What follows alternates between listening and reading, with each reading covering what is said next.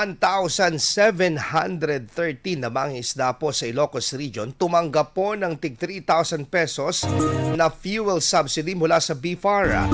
Para sa detalye ng balitang yan, kasama natin Idol Neil Moyano. 104.7 IFM Report.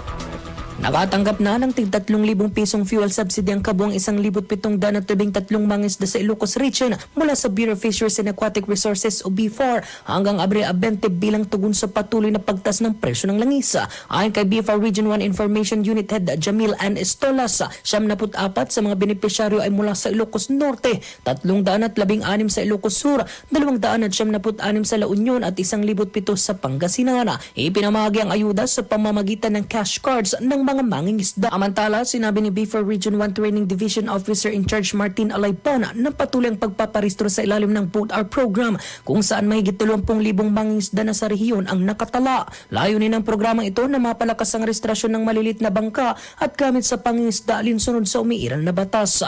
Dagdag pa ni Alaypon, tinatayang asa 80% ng mga rehistradong mangingisda ay nakatanggap na ng kaparehong subsidiya noong nakarang taon habang inaasang makukumpleto ang pamamahagi sa natitirang benepisyaryo.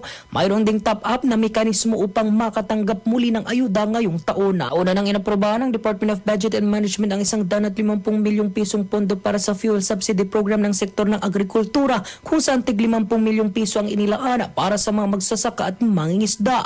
Kasama mo mula rito sa FM News Tagupan, ito sa Idol Moyano, Tadak IFM. IFM News. IFM News. IFM News.